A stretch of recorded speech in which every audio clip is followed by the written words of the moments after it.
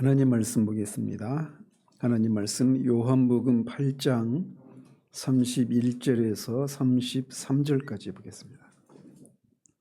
요한복음 8장 31절에서 33절까지입니다. 하나님 말씀이 이러합니다.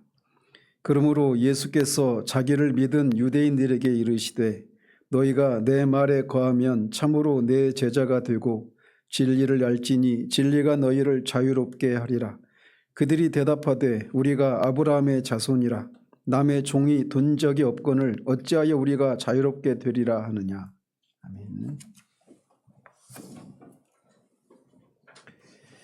네, 우리는 지난주에 이미 이 본문을 살핀 바가 있습니다.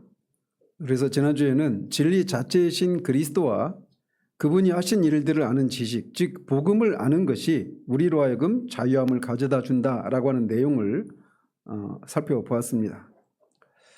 근데 제가 이 본문을 이렇게 전하고 이번 주를 지나면서 진리가 너희를 자유롭게 하리라라고 하는 이 내용 중에 한 부분을 좀 더 상세히 살펴야겠다라는 생각을 계속해서 하게 되었습니다. 자, 이번 주에 왕가 사는 남자를 수요일 날 이제 봤는데 영화를 보면서 엉뚱하게 영화 내용과는 상관이 없이 제 안에서 제가 전하고 있는 말씀이 그리스도께서 하신 일들을 통해서 우리에게 주시고자 하시는 것들을 충분히 전하고 있느냐라고 하는 그런 생각이 제 안에 밀려왔습니다. 좀 더 직설적으로, 좀 더 주님이 하신 일들을 더 정직하고 더 강력하게 말을 해야 되지 않느냐라고 하는 이런 생각이 제 안에 막 밀려왔더랬어요. 그러면서 진리를 알면 우리가 자유롭게 된다라고 할 때 1차적으로는 죄의 종로로 하는 데에서 우리가 자유롭게 된다라고 말씀드렸죠. 근데 뿐만 아니라 죄의 종로로 뿐만 아니라 죄로 인해서 파생되는 그 모든 것들로부터도 우리가 자유롭게 되는 겁니다. 그리스도를 알 때. 그래서 그런 죄로 인해서 파생되는 여러 가지 그런 어떤 속박과 이런 종로로 상태에서 해방되는 것 중에 오늘 한 부분을 살펴보고자 합니다. 특별히 이 33절에 유대인들이 보였던 이 반응, 이것과 관련해서 한번 더 깊이 살펴보고자 합니다.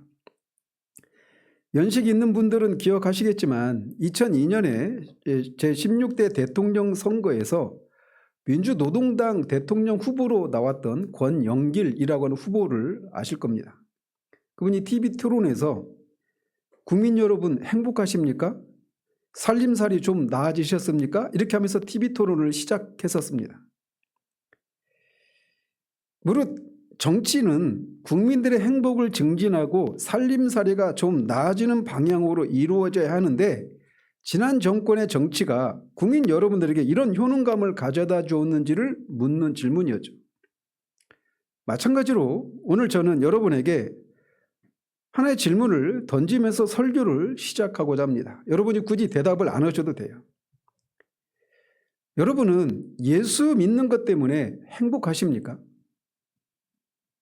죽어서 천국 가는 것 말고 지금 여기 이 땅에서의 삶에 예수를 믿는다라고 하는 사실이 실제로 무슨 도움이 되십니까?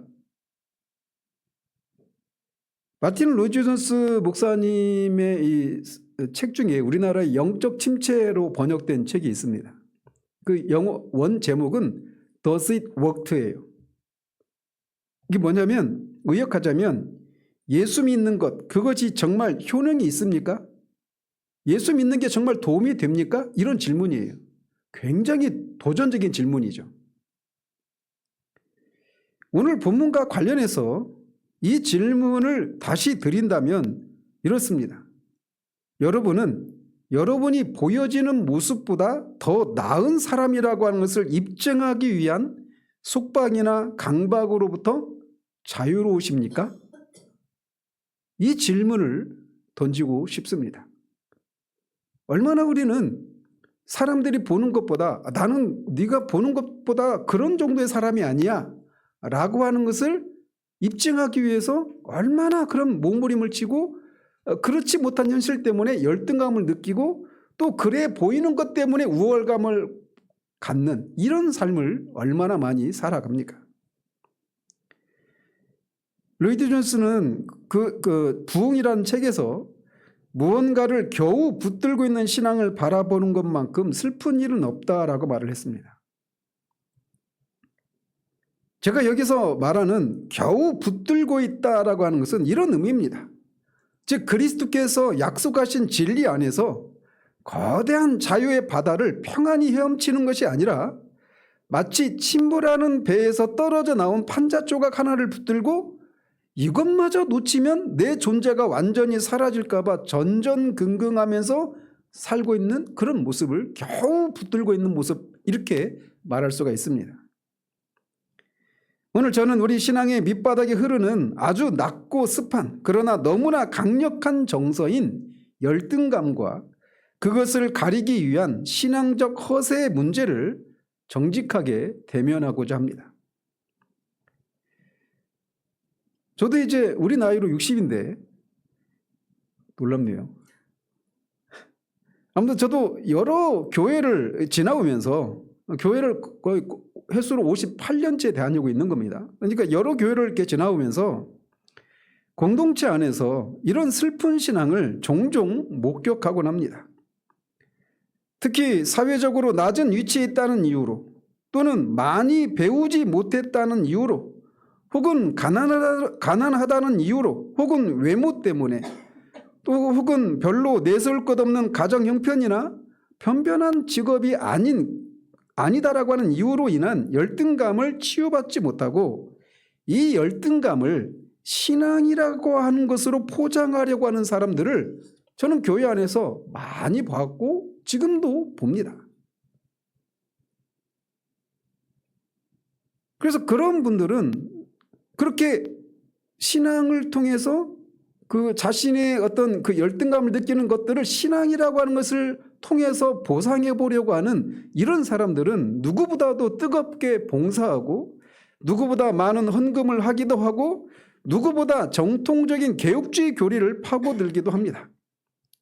이것들 자체를 겉으로만 보면 아무런 문제가 없어 보이지만 그것들을 하는 동기가 주님을 사랑하기 때문이거나 진리를 정말 알고 싶어서가 아니라 세상에서는 내세울 만한 것이 없는 것을 이런 신앙 행위를 통해서 남들보다 더 뛰어난 사람으로 인정받고자 하는 동기로 이렇게 하는 경우들을 종종 본다라는 거예요.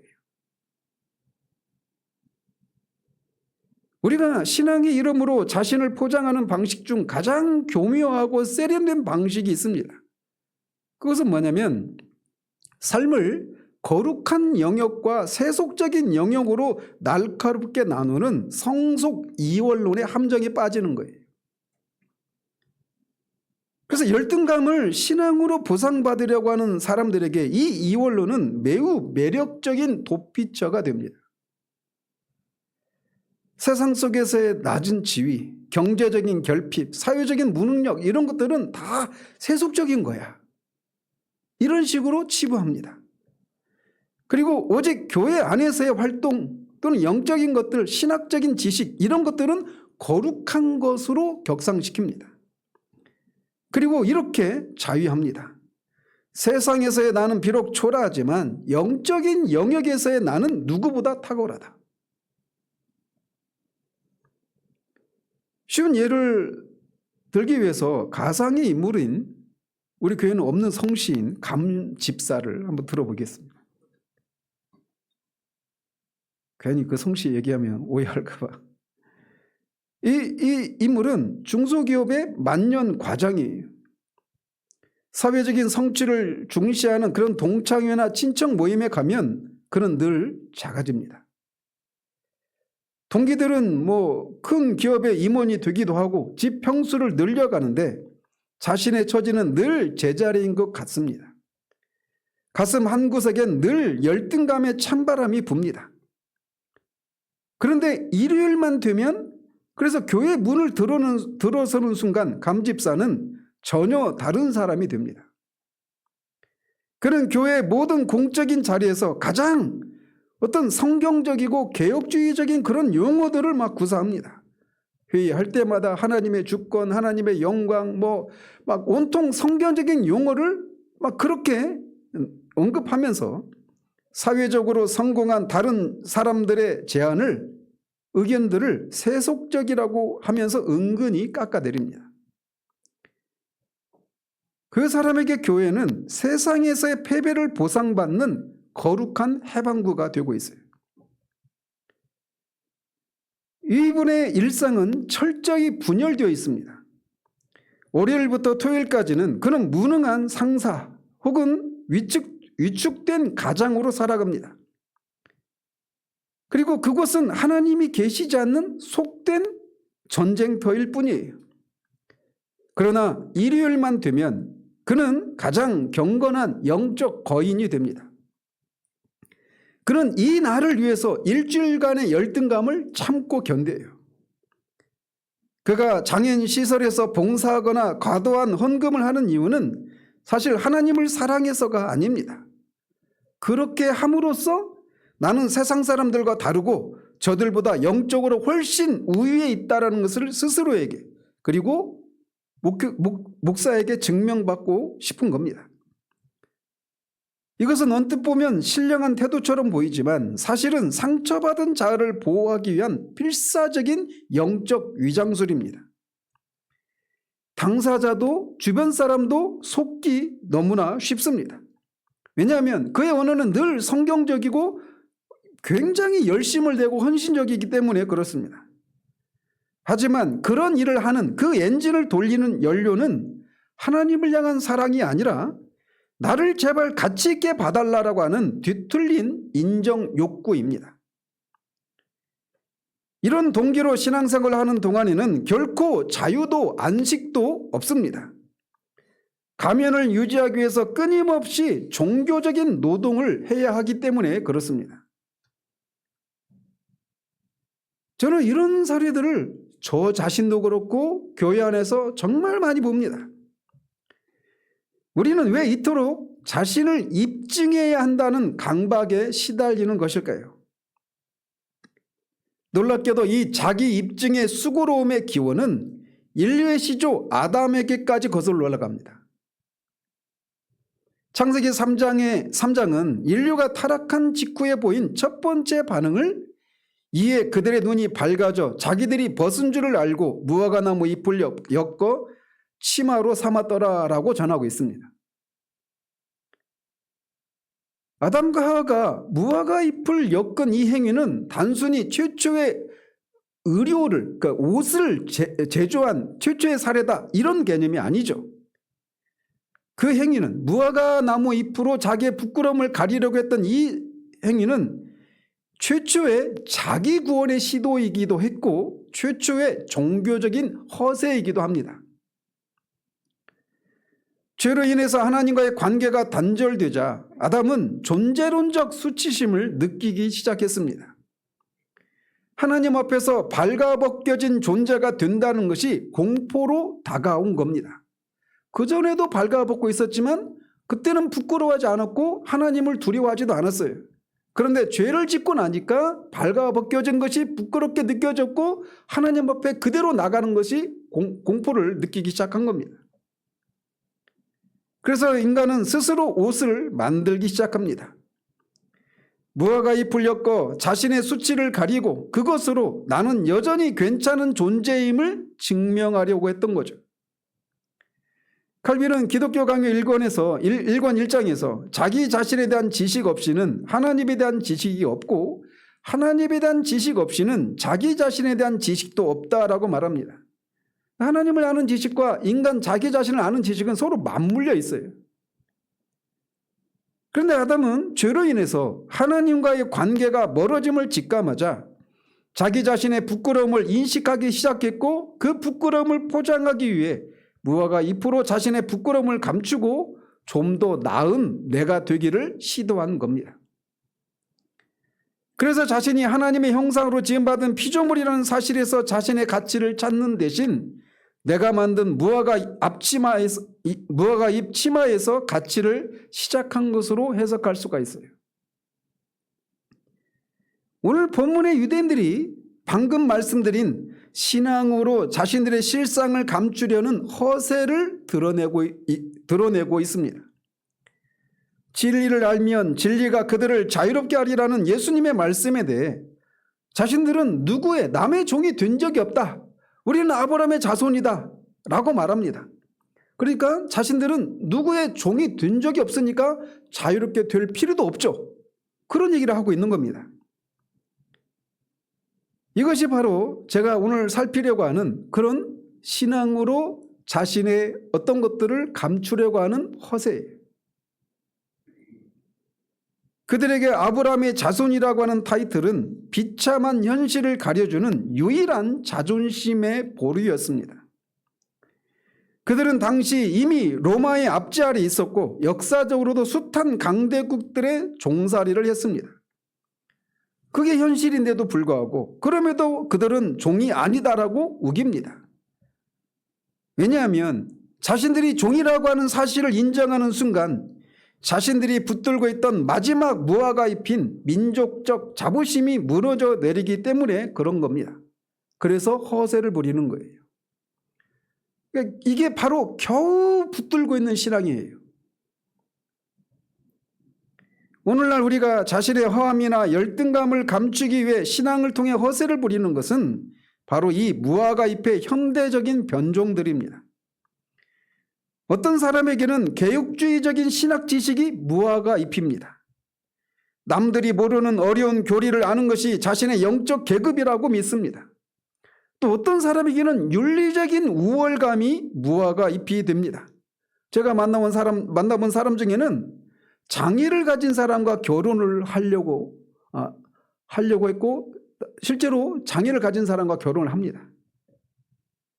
그러니까 그것을 통해서 어떤 자신의 그런 열등감을 그런 신앙적인 헌신, 남들이 감히 할 수 없는 그런 희생적인 헌신을 통해 내가 이런 정도의 사람이라고 하는 것을 입증받으려고 하는 거죠. 또는 극단적인 가난을 자처하기도 합니다. 그래서 그런 것들을 통해 나는 이 정도까지 헌신하는 사람이다라는 경건한 신자 이미지를 구축하려고 합니다. 저 같은 설교자에게는 목표적인 성과가 무화과 잎이 됩니다. 성도들로부터 인정을 받고 있고 교회가 성도들이 얼마나 많은지 재정은 얼마나 많은지 교회 구성원들 중에 사회적인 그런 지위가 있는 사람들이 얼마나 많은지 이런 것들을 통해 자신의 가치를 입증하려고 하는 이런 무화과 잎이 목회자에게는 그런 것이 되는 겁니다. 한번 정말 얼마나 슬픕니까? 교회나 목사들의 모임이 온통 이렇게 이 무화과 잎, 자기를 입증하고자 하는 그런 것들을 가지고 허세를 부리는 이런 현장이 되고 있다라고 하는 것을 보는 것은 얼마나 슬픈 일입니까?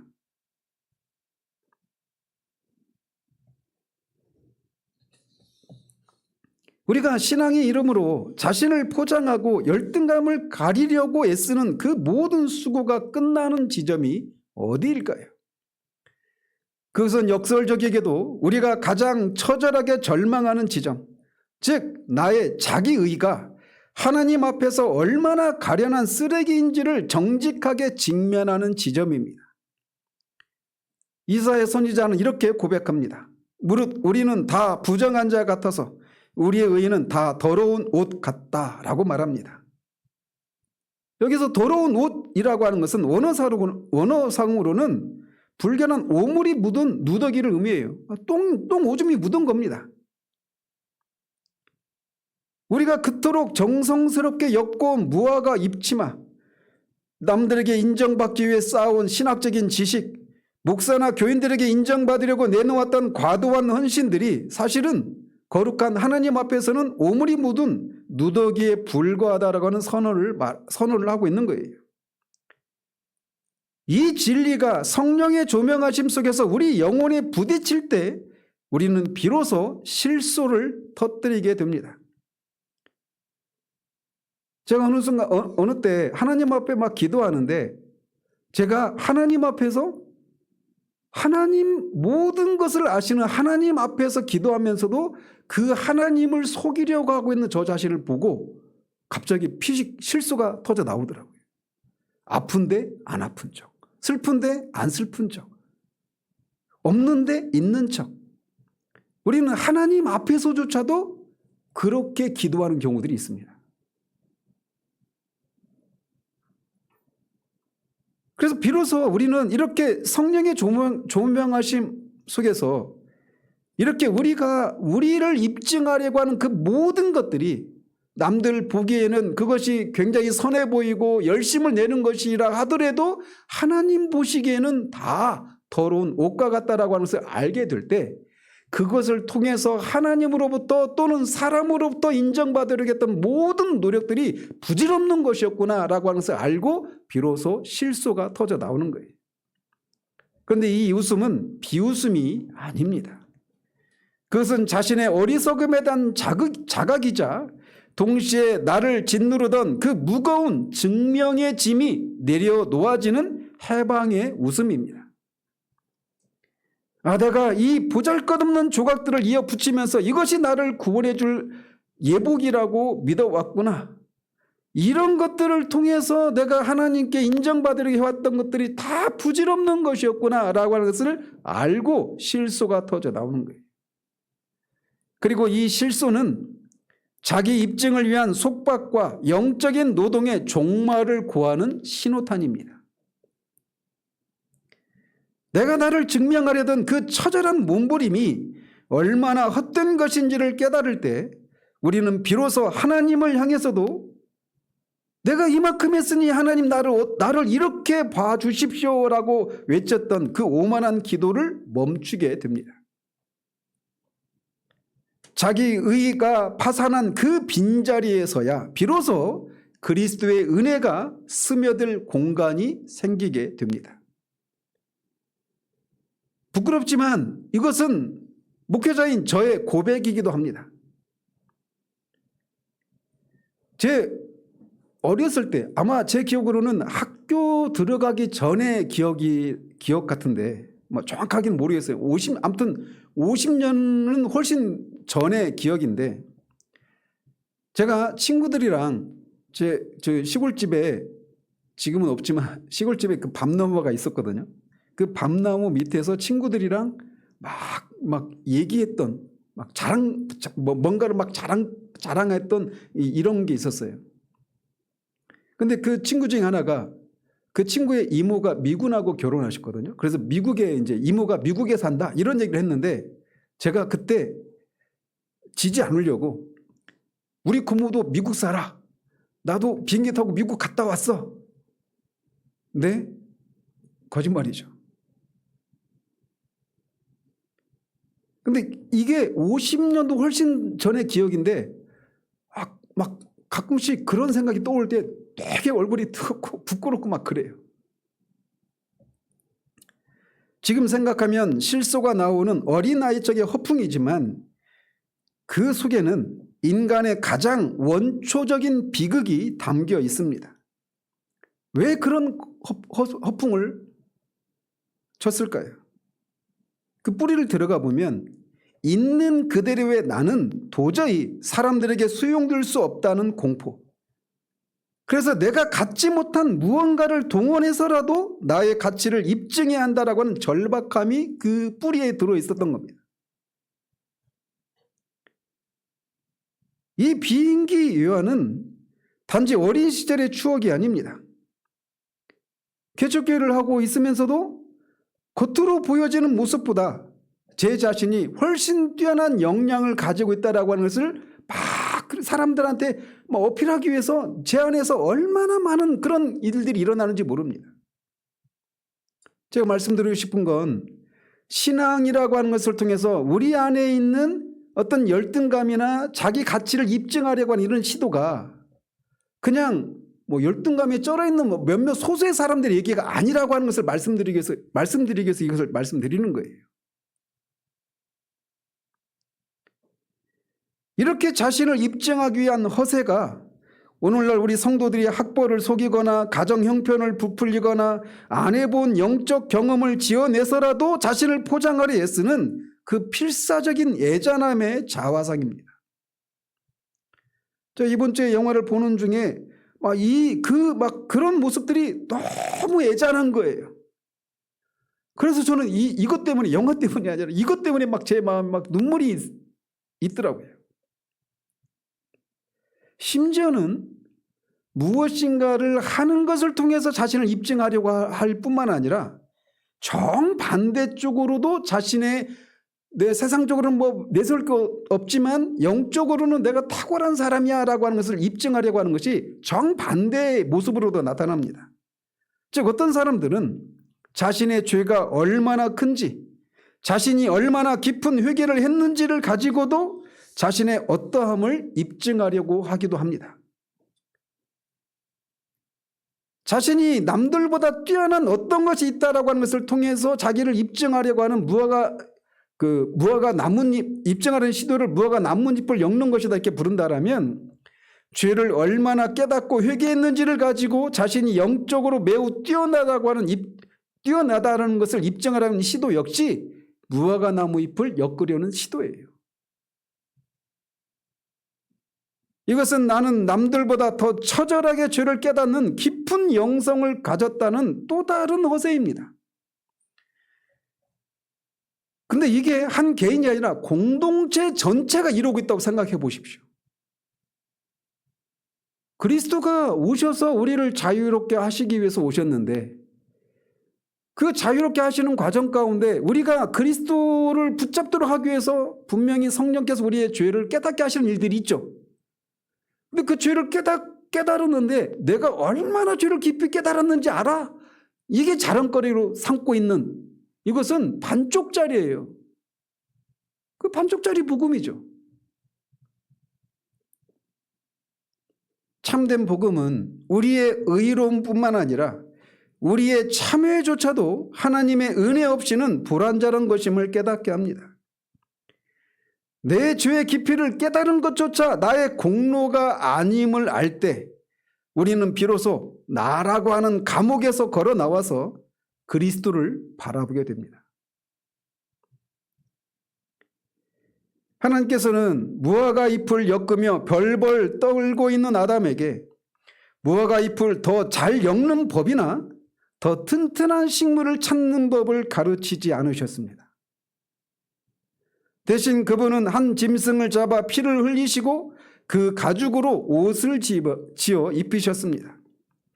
이것이 성경이 보여주는 대속의 최초의 원형입니다. 가죽옷은 아담의 노력이 아닌 하나님의 희생으로 만들어진 옷입니다. 그 가죽옷은 아담의 수치를 임시로 가리는 것이 아니라 하나님의 자비로 완전히 덮는 것을 의미하고 이 가죽옷의 실체가 바로 예수 그리스도이십니다. 사도 바울은 이 신비를 빌립보서 3장에서 이렇게 절절하게 고백합니다.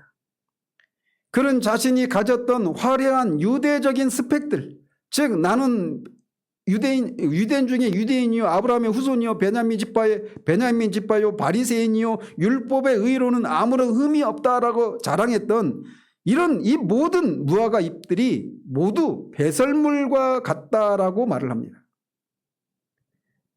왜 그런 고백을 했을까요? 이런 것들은 하나님 앞에 자신이 누구인가를 말해주지 못하는 것들이기 때문에 그렇습니다. 우리는 얼마나 많이 배우지 못한 사람은 내가 많은 고등교육을 배웠다라면 하나님 앞에 조금 더 낫지 않을까? 가난한 사람은 내가 조금 더 부자가 되면 하나님 앞에 사람 앞에 좀 더 떳떳하지 않을까? 이런 생각들을 한단 말이에요. 근데 바울은 그 모든 것들이 사람들이 자랑거리로 삼을 만한 그 모든 것들이 하나님 앞에 다 배설물과 같다라고 말합니다.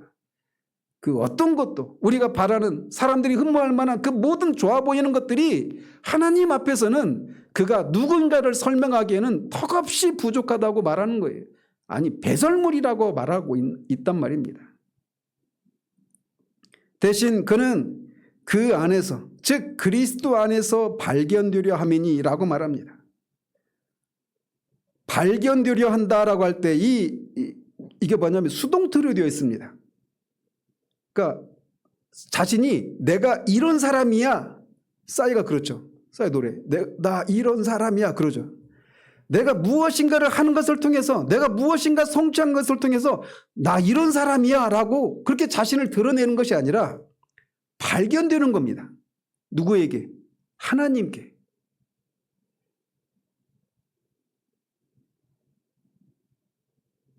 내가 나를 드러내서 이런 나를 보라 하고 외치는 것이 아니라 하나님이 나를 찾으실 때 내가 내 의를 입고 서 있는 것이 아니라 그리스도라는 옷 안에 푹 잠겨 있는 상태로 드러나기를 원한다고 말하고 있는 거예요. 이것이 복음적 안식의 극치입니다. 이제 내 존재의 가치는 나의 사회적인 지위나 나의 신학적인 해박함이나 나의 도덕적 성취에 있지 않습니다. 나를 발견하시는 분은 오직 하나님 한 분뿐이고 그분이 나를 발견하시는 장소는 오직 그리스도 안에서뿐입니다. 이 말이 무슨 말이냐? 하나님이 그리스도를 보시며 느끼시는 그 무한한 만족과 기쁨과 사랑이 그리스도라는 옷을 입고 있는 나에게 그대로 전이되는 것. 이것이 바로 성경이 말하는 칭의의 영광입니다. 하나님이 그리스도를 바라보시는 것처럼 우리를 바라보신다란 말이에요. 하나님이 그리스도를 바라보실 때 어떻게 바라보십니까? 완전하신 하나님께 완전한 만족을 주는 존재로 바라봅니다. 하나님에게 그리스도는 내 사랑하는 자요, 내 기뻐하는 자입니다. 그렇게 하나님이 그리스도를 바라보는 것처럼 그리스도 안에 있는 우리를 하나님이 그렇게 바라보신다라는 겁니다. 내세울 것 없는 그런 나인데 그리스도 안에 있는 나를 그리스도를 바라보는 것처럼 우리를 바라보셔요. 이게 예수를 믿는다는 것이 말하는 것 중에 영광 중에 하나입니다. 바빙크가 강조했듯이 우리의 구원은 우리의 주관적 체험에 근거하지 않고 하나님의 객관적 선언에 근거합니다. 하나님은 우리를 보실 때 우리의 남노함을 보지 않으시고 우리가 덧입고 있는 그리스도의 완벽한 순종을 보십니다. 이 사실이 믿어질 때 우리는 비로소 나라는 비좁은 자아를 지키기 위해서 부렸던 모든 허세로부터 자유로워집니다. 하나님이 나를 그리스도만큼 사랑하신다는 사실을 아는데 누구에게 더 인정을 받을 필요가 있겠습니까?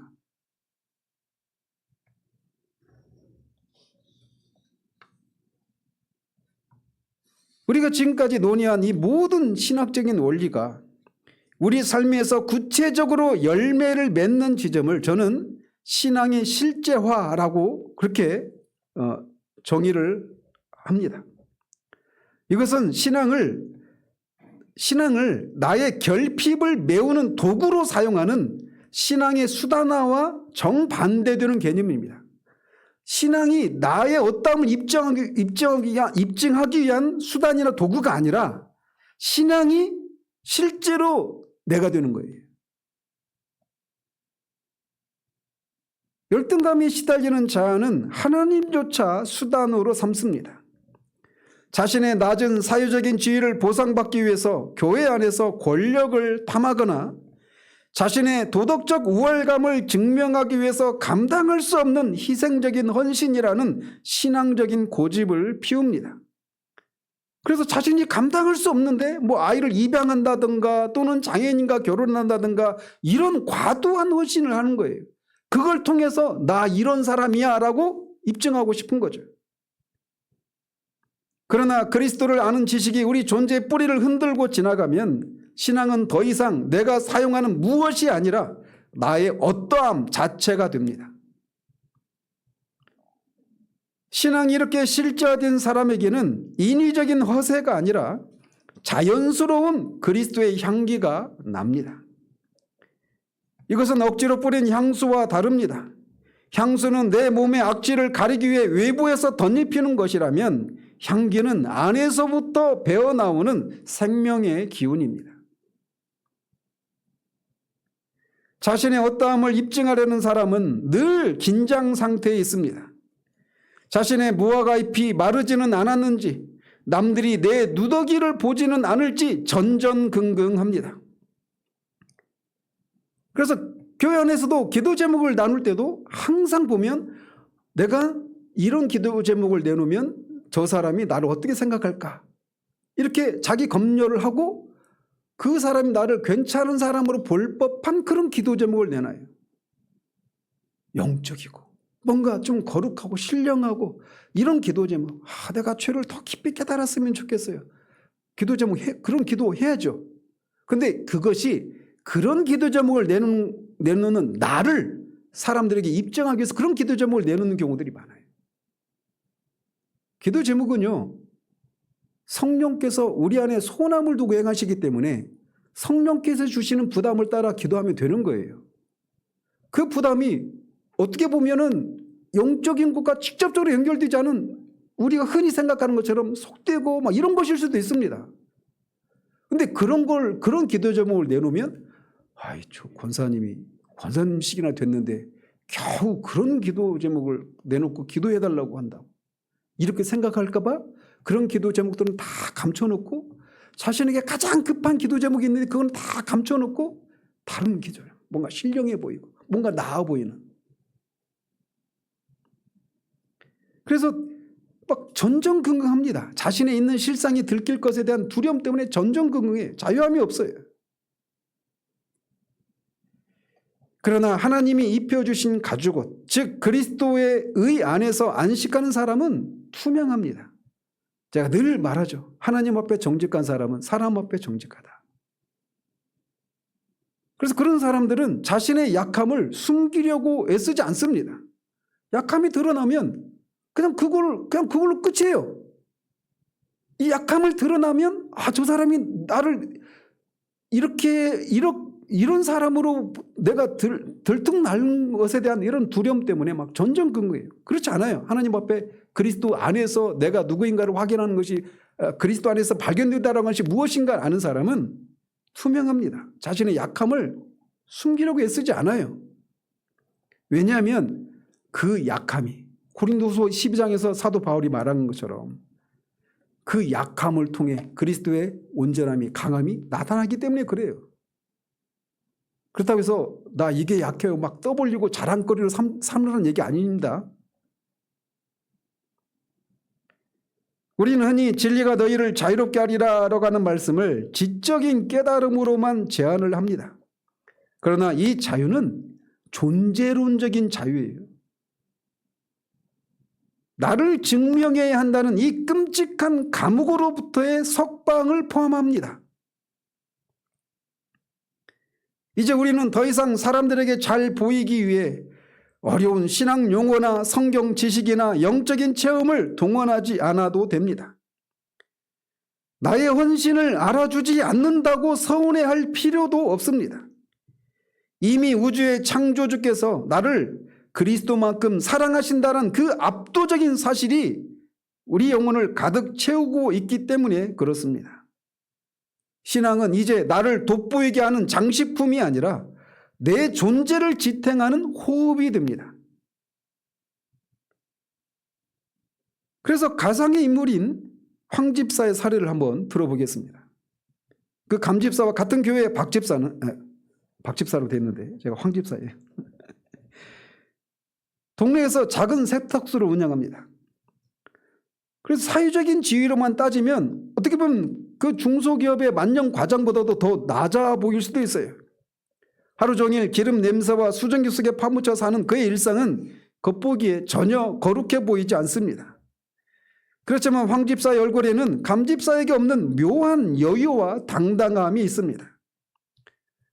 교회에 와서도 그는 감 집사와 달리 어려운 신앙 용어를 쓰지도 않고 알지도 못해요.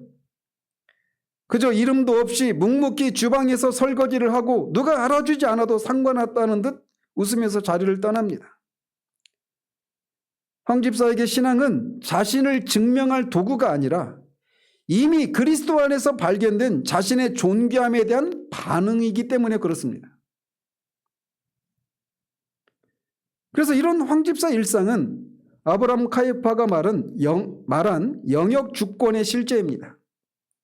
영역 주권이 뭐냐면 인간 삶의 모든 영역 중에 만물의 주제이신 그리스도께서 내 것이다 라고 하시지 않는 영역은 단 1인치도 없다라는 말이에요. 그래서 인간 삶의 모든 영역이 다 그리스도의 것이다 라고 하는 것입니다. 그러니까 세탁소에 있어도 거기가 그리스도의 것이 나타나는 현장이라는 것이죠. 그래서 그는 세탁기 앞에서 옷을 분류할 때도 그것을 속된 일이라고 생각하지 않습니다. 이 옷을 깨끗하게 해서 성도들이 정갈하게 살게 하는 것이 그리스도가 통치하는 나의 단 1인체 땅이다라고 하는 그런 생각을 가지고 삽니다. 열등감을 느낄 시간도 없습니다. 이미 하나님이 그리스도를 사랑하시는 것만큼 자신을 사랑하신다는 사실에 압도되어 있기 때문에 그렇습니다. 황 집사는 감 집사와 달리 자신의 약함을 숨기지 않습니다. 가끔 일이 힘들어 지칠 때면 동료들에게 집사님 기도해 주세요. 제가 요즘 참 연약하네요 라고 솔직하게 말합니다. 그는 이미 피 묻은 가죽옷을 입었기에 자기의 누더기를 가리려 애쓸 필요가 없습니다. 그의 신앙은 실제이고 그의 존재 자체가 복음의 향기가 됩니다. 그는 안식을 누립니다. 하나님이 내리신 영원한 판결문 위에 인생의 닻을 내렸기 때문에 그렇습니다. 이 두 사람의 가상의 존재의 차이는 공동체 내에서 자신의 자존심이 상하는 순간에 극명하게 드러납니다. 교회에서 어떤 사안을 두고 감집사의 의견이 묵살될 때 그는 참을 수 없는 분노를 느낍니다. 그것은 단순한 의견 차이가 아니라 그가 유일하게 자존감을 세우고 있던 영적 보루가 공격당한 것이기 때문에 그렇습니다. 그런 영적으로 미성숙한 사람들이 교회를 망친다며 정죄의 칼을 휘두릅니다. 그의 신앙은 타인을 공격하는 무기로 작용하고 있는 거죠. 반면 황 집사는 자신의 제안이 거절당해도 허허 웃습니다. 제 생각이 짧았나 봅니다. 하나님이 더 좋은 길로 인도하시겠지요 라고 말합니다.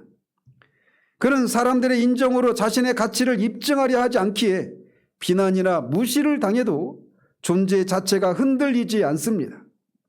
하나님의 판단만이 참된 판단임을 알기에 가지는 복음적인 온유함입니다. 그런데 이 진리는 지식으로만 머물러서는 안 됩니다. 왜냐하면 우리의 열등감은 생각보다 집요하고 우리의 허세는 뿌리가 깊습니다. 아까 앞에서도 말씀드리지 않았습니까? 목사인 저 안에서도 계속해서 그런 것들이 있어요. 피곤한 싸움이 있습니다. 제 안에. 머리로는 그리스도의 의의를 말하면서도 뒤돌아서면 다시 무화과 잎을 엮는 것이 우리의 본성이에요. 루터가 말했던 것처럼 우리는 율법주의자로 태어나요. 그래서 은혜의 복음을 듣고도 뒤돌아서면 율법주의적으로 행동하고 생각합니다. 이게 우리예요. 그렇기 때문에 우리에게는 성령의 조명이 수시로 필요합니다. 주 노예는 그리스도의 영광에서 우리가 그리스도의 영광을 성령의 눈으로 바라볼 때, 믿음의 눈으로 바라볼 때 비로소 우리 영혼이 그 형상으로 변화된다고 역설했습니다.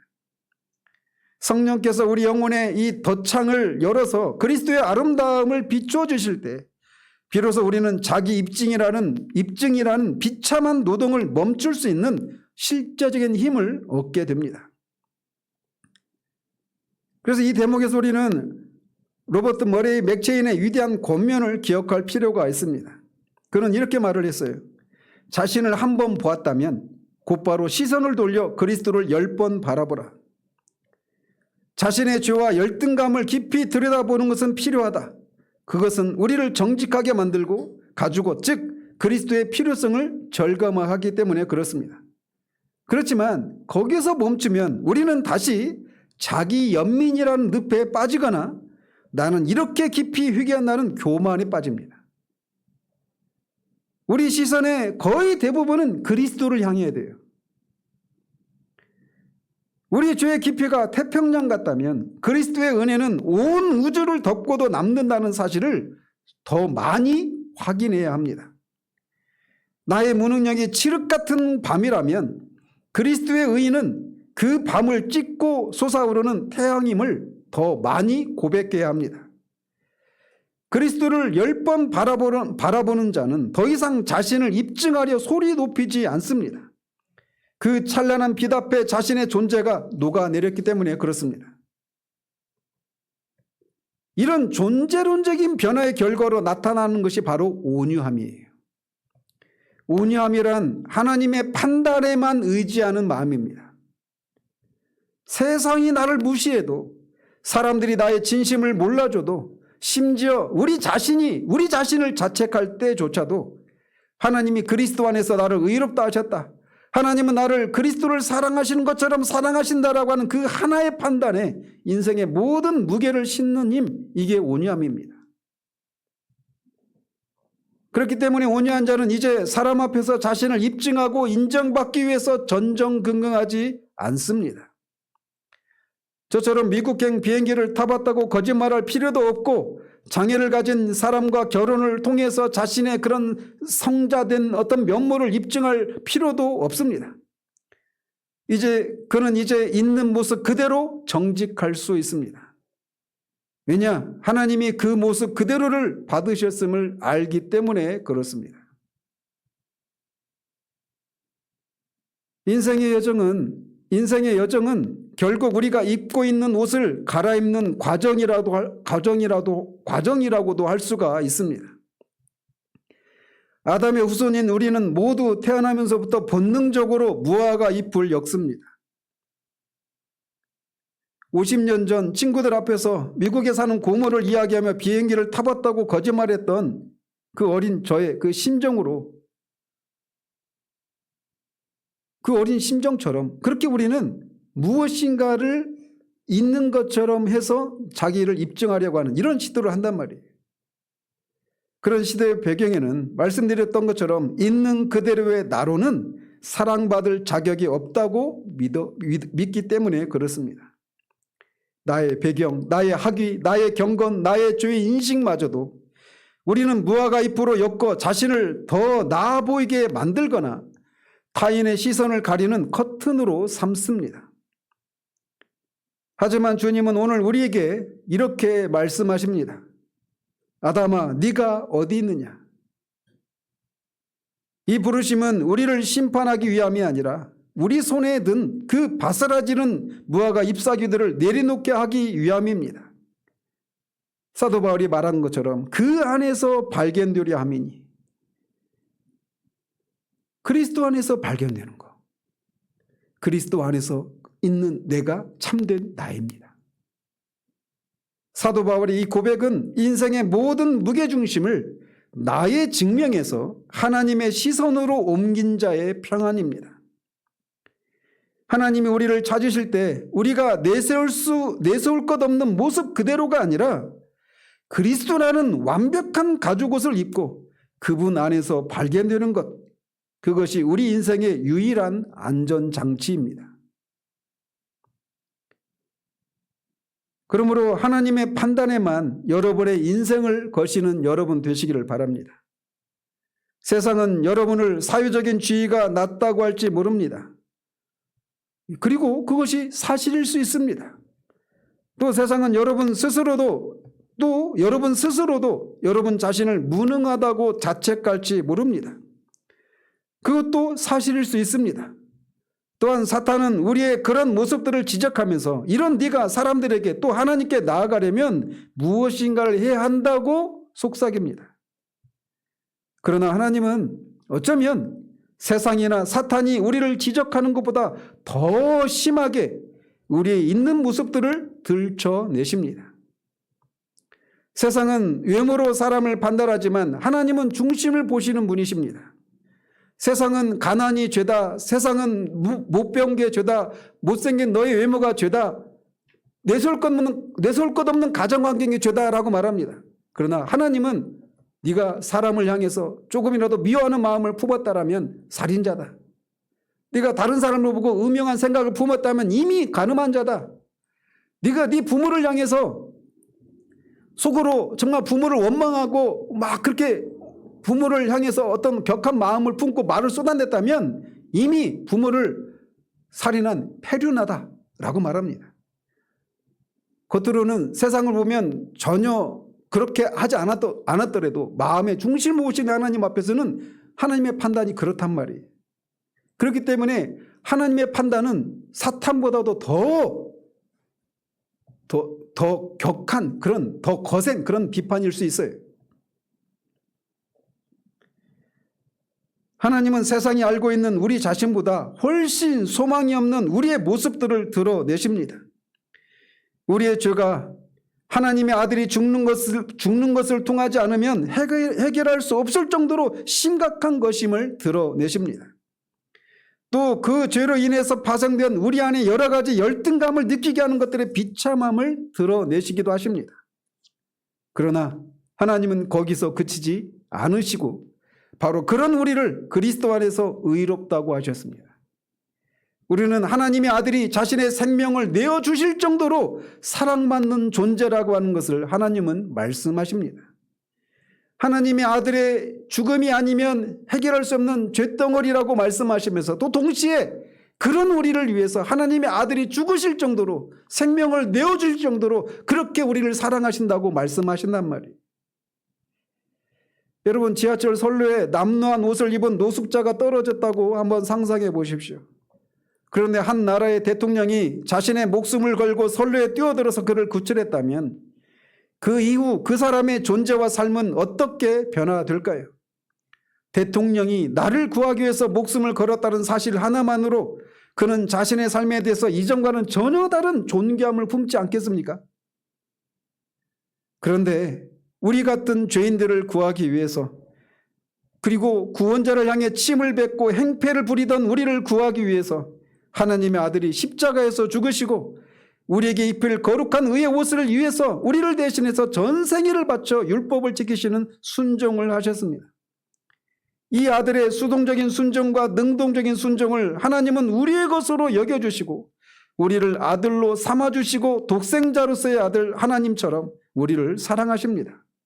아니, 먼저 우리를 사랑하셨기 때문에 아들을 내어주셨다고 말하고 있습니다. 성경은 이 신비로운 사랑의 기원을 시편 139편 16절을 통해서 더욱 선명하게 보여줍니다. 시편 기자는 거기에서 이렇게 말합니다. 우리의 형제, 내 형질이 다 갖춰지기 전에 우리가 이 세상에 태어나 단 하루의 삶조차 살아내기도 전에 주님의 눈은 이미 우리를 머물러 보셨고 우리의 모든 날을 주의 책에 다 기록하셨다라고 말합니다. 제가 지지난주에 이 구절을 읽으면서 막 마음에 얼마나 뜨겁던지, 이 말씀은, 이 사실은 우리가 무엇인가를 소유하거나 이루어야만 우리의 가치를 증명할 수 있다고 믿는 이른바 자기 입증의 감옥에 갇힌 우리에게 얼마나 큰 해방과 위로를 주는지 모릅니다. 우리는 평생 나라는 존재를 세상에 그럴듯하게 내보이기 위해서 무화과 나무 잎을 엮으며 고군분투합니다. 하지만 시편 기자는 우리의 가치가 어떤 성취의 결과물이 아니라 하나님의 시선의 출발점임을 이 구절에서 선포하고 있습니다. 제가 비행기를 탔는지 혹은 남들이 부러워할 만한 화려한 스펙을 가졌는지 세상이 묻기도 전에 주님은 이미 주의 책에 우리의 이름을 기록하시고 우리를 당신의 소중한 작품으로 낙점하셨습니다. 우리가 왜 열등감을 느끼고 또 우리가 왜 우월감을 느낍니까? 내가 무엇인가를 하고 무엇인가를 소유하고 있는 것 때문에 열등감을 느끼거나 우월감을 느끼지 않습니까? 근데 성경은 우리에게 뭐라고 말하느냐? 내 형질이 지어지기도 전에 하나님이 나를 아셨다고 말합니다. 내가 이 세상에 태어나서 단 하루의 삶도 살기 전에 주의 책에 내 모든 것들이 기록되어 있다고 말합니다. 그러니까 내가 무엇인가를 하고 내가 무엇인가를 이룬 것을 통해서 우리를 향한 하나님의 판단이 좌우되는 게 아니라고 말하고 있는 거예요. 따라서 그리스도 안에서의 안식은 내가 나를 증명해서 새로운 존재를 만들어내는 고단한 노동이 아니라 하나님이 이미 기록해 두신 나의 존귀함을 그분 안에서 발견하는 여정입니다. 끊임없이 그리스도 안에서 내가 발견되고 내가 얼마나 하나님의 사랑받는 존재인가를 발견하는 과정이 신앙생활이에요. 내 형질이 지어지기 전부터 나를 아셨던 그분의 객관적이고 불변하는 선언 앞에 설 때 우리는 비로소 다른 사람의 변덕스러운 평가라는 주관적인 거울을 깨뜨릴 수 있습니다. 내가 실수하고 실패하는 그 남루한 순간조차 이미 그분의 사랑이라는 계획 안에서 읽히고 있다는 사실이 자기를 입증하려는 필사적인 애잔함 속에 사는 우리에게 진정한 평안의 마침표가 됩니다. 우리가 우월감이나 열등감을 느끼는 어떤 것들이 있기 전에 이미 영혼 속에서부터 하나님의 사랑은 시작이 되었습니다. 이것이 예수를 믿는 저와 여러분을 향한 하나님의 판결입니다. 우리는 그 앞에 의롭습니다. 그리고 그리스도를 사랑하신 것처럼 우리를 사랑하십니다. 그리고 이 판결은 영원하고 불변합니다. 이 절대적인 승인 아래 거하는 사람만이 진정으로 온유해질 수 있습니다. 온유함이란 하나님의 판단이 너무나 크고 확실하기에 사람의 판단에 더 이상 흔들리지 않는 당당함입니다. 우리는 이제 무화과 잎을 엮던 그 피곤한 손을 펴서 우리를 안아주시는 아버지의 손을 잡아야 합니다. 50년 전 제 그 어린 시절의 거짓말은 이제 멈춰야 합니다. 비행기를 타지 않아도, 화려한 스펙이 없어도, 가난해도, 못 배웠어도, 외모가 안 되고, 키도 작고, 뭐라고 여러분이 열등감을 느끼는 그런 것이 모든 것들을 가지고 있어도 우리는 그리스도 안에서 이미 하늘 시민권을 가진 하나님의 자녀들이기 때문에 그렇습니다. 자신을 입증하려는 그 애잔한 수고를 이제 그리스도의 십자가 앞에 내려놓으시고 십자가 그늘에서 쉼을 누리십시오. 그리고 그분이 입혀주신 피 묻은 가죽옷, 그 영원한 의의 옷 안에서 세상이 알 수도 줄 수도 없는 참된 안식을 누리시기를 우리 주님의 이름으로 축원드립니다. 기도하겠습니다. 진리를 알지니 진리가 너희를 자유롭게 하시리라.